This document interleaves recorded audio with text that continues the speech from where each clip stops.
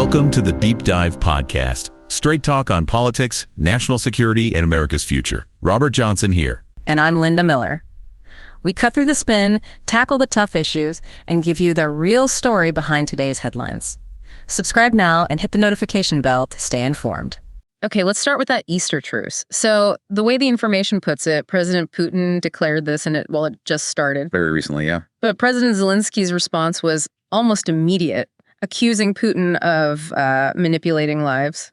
And right around then, apparently a missile alert went off in Ukraine. Yeah, that's reported. There was some confusion initially. Was it real?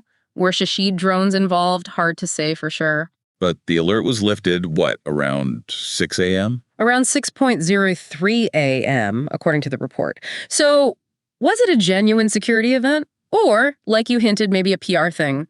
Still not entirely clear. Well, the whole idea of an Easter truce isn't exactly groundbreaking. No. History's full of examples, even back in World War I, right? Truces get declared. And then the fighting starts up again. Exactly. So while any pause sounds good on the surface, the real meaning is probably more complicated than just a temporary stop. Okay. And this is where it starts to link up with Washington, right? Seems so. Both someone called Roby and President Trump have apparently suggested, maybe not quite privately, that this is like one last chance. Before a possible U.S. disengagement. That seems to be the implication. It fits with some other hints we've seen before. So the picture painted here is President Zelensky doesn't really seem interested in any truce, short-term, long-term. That's the suggestion.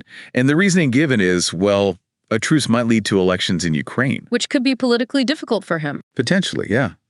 And beyond that, it's indicated Zelensky has tried before to get President Trump more involved, maybe even escalate things. Aiming for a bigger international fight over Donbass, perhaps.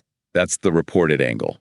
And if you link that to the wider view presented in the sources, it suggests President Trump sees President Zelensky as, representing a kind of deep state. Okay.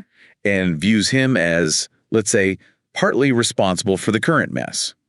Interestingly, this viewpoint is reportedly quite similar to President Putin's own perspective. So Zelensky's firm stance might have actually helped Putin's case, in a way. Unintentionally, perhaps. Yeah. That's how the analysis frames it. It may have strengthened Putin's position. So if truces aren't appealing, what about potential resolutions? Did the information suggest any other paths? Well, it suggests Putin might have been open at some point to trading control over the territories Russia already holds. The captured areas. Yes. In exchange for some pretty major concessions. Things reportedly discussed by the American side. Like what? Nord Stream pipeline activation, maybe Arctic cooperation, deals related to Syria. Basically, economic benefits, things Trump had offered before. Right. Those were potential trade-offs for a truce. That seems to be the suggestion, yes. But here's a key point about Putin's side of things. Just a simple ceasefire, like the Minsk agreements. That reportedly wasn't enough for him. You wanted more. He apparently wanted solid, legally binding guarantees, especially about recognizing the territories Russia has, incorporated. Including the ones newly added to their constitution. Exactly. The reported stance was firm. Recognize these as Russian, or the fighting continues. Whereas the U.S. side was maybe only leaning towards recognizing Crimea. That was reportedly the extent of potential U.S. flexibility on recognition. A significant gap. So given all that, the analysis we're looking at suggests Putin might have felt, confident that Trump would eventually step back from the conflict anyway. That seems to be the reasoning presented. That Trump wouldn't want to fight a war for Zelensky, who he apparently sees as tied to the deep state. Which would let Trump claim he stopped a bigger global war. Which, has some truth to it. And basically hand the problem off to Europe. Right. And the current state of Europe, reportedly, that doesn't exactly thrill President Trump either. Yeah. There's an interesting analogy used here to describe Trump's potential approach. It's compared to a business deal. Okay. If a deal looks bad or gets too costly, the analogy suggests, you cut your losses, withdraw, look for other opportunities. As opposed to maybe a more bureaucratic approach where problems get managed indefinitely, even if they're not really getting solved. Yeah. The analysis hints the previous administration's approach might have been more like that, possibly prolonging things. So where are we now, according to this information, if no deal happens soon? The suggestion is President Trump might just walk away from the negotiations. Leave Ukraine to handle it alone. But that also means Putin might have missed a chance, right, to lock in his current gains. Potentially. Instead, he seems to be pushing for more. But whether he'll succeed, that's a huge question mark. It depends on several things. Right. Well, first, how much real military help will Europe actually give Ukraine? Is it just talk, or will significant resources flow? That makes a huge difference on the ground. Makes sense. Then there's mobilization inside Ukraine itself. Zelensky's recent comments reportedly hint at ramping that up. Maybe trying to get, up to 1 million more people into the forces? Wow, if they manage that. It could seriously slow down any further Russian advances. That's a major factor. And what about Russia's own mobilization? The information suggests Putin probably won't announce a big mobilization, at least not this year.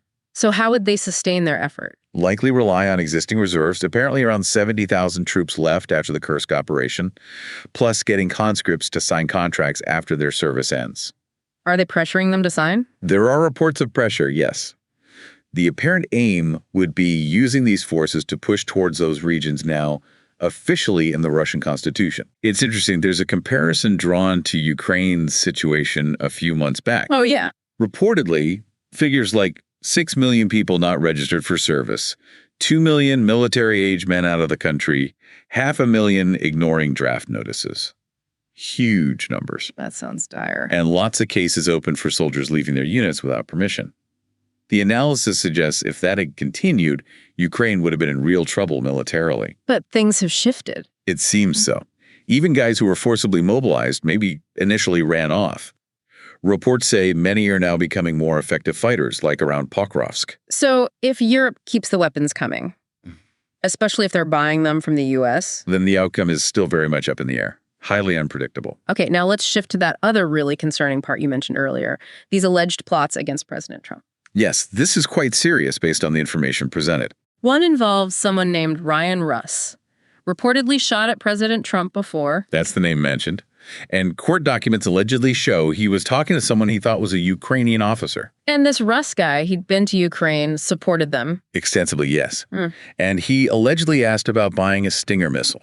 To do what? To shoot down President Trump's plane. Apparently, he wasn't even trying to hide it in these messages. Wow. And the person he was talking to? Their identity isn't confirmed. But the fact these reported conversations happened is worrying.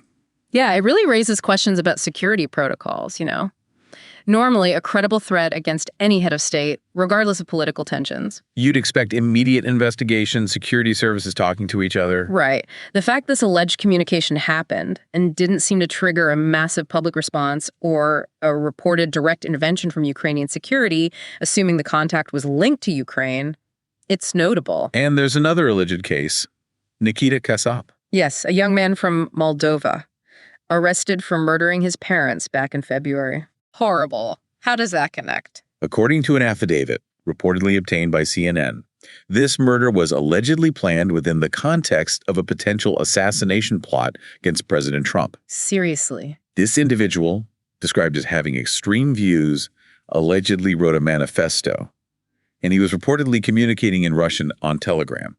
With who? Someone using a Ukrainian phone number, the +380 prefix writing in Cyrillic, identified as Roman Viktorovich.